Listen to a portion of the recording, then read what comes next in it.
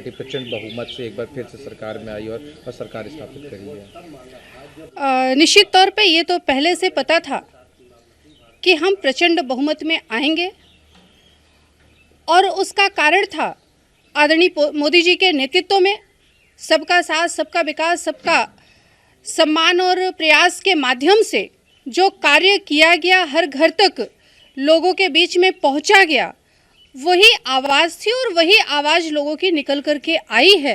तो निश्चित तौर पर वो तो होना ही था।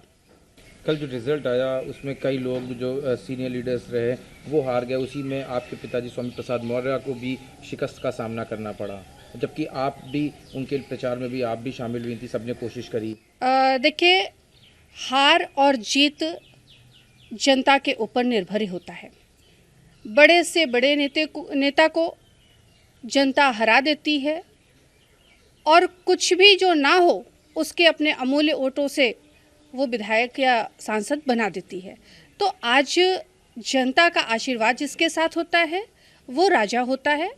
हो सकता है कहीं कोई कमी रह गई हो, चाहे वो पिताजी हों, चाहे पार्टी के हमारे अन्य शीर्ष नेता हों, कहीं कोई कमी रह गई होगी जिनसे जनता नाखुश होगी और उसी की वजह से ये परिणाम हमें देखने को मिला। और रही बात पिताजी के प्रचार में हमारे जाने की, तो ये मैं पहले भी कह चुकी हूँ, आज भी कह रही हूँ कि मैं प्रचार में नहीं गई थी, और अगर गई थी किसी के पास प्रूफ है, आजकल सोशल मीडिया का ज़माना है, सबके पास स्मार्टफोन है, और किसी के पास भी अगर कहीं हमारे प्रचार की रिकॉर्डिंग हो, कोई प्रूफ हो, तो वो उसे वायरल कर दे।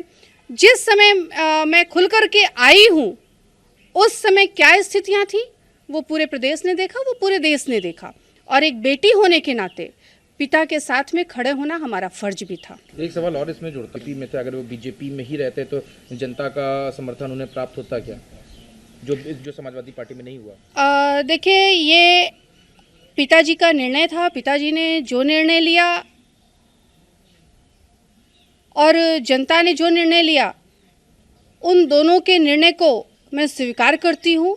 मैं उन दोनों के ही निर्णय पर किसी भी तरह की कोई टिप्पणी नहीं करना चाहती हूँ। कुशीनगर में आप पर स्वामी प्रसाद मौर्य पे हमला होता है, आप भी उस पर मीडिया से भी बात करती हैं, कहती हैं कि आप पे भी हमला हुआ, लेकिन उसके बावजूद भी वहाँ पुलिस आप पे और स्वामी प्रसाद मौर्य जी पे FIR कर देती है, और आप बीजेपी में खुद हैं और आप बीजेपी के लोगों पर इल्ज़ाम लगाती कि उन्होंने हमला किया था।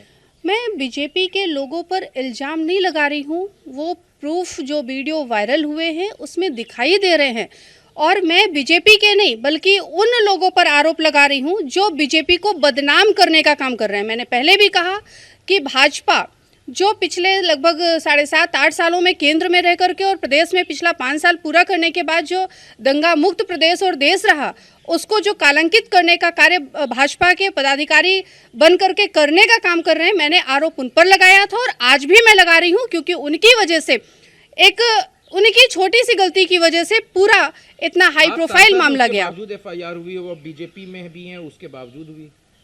देखिए, FIR होना, बीजेपी में हूँ तो क्या FIR नहीं हो सकता है? ठीक है, मतलब आप लोगों की तरफ से हमला हुआ था क्या, जो मतलब उनकी जो थ्योरी है, जो कहा जा रहा है? अब कौन क्या थ्योरी फिट करता है ये तो रिपोर्ट लिखने वाला जाने और FIR कराने वाला जाने।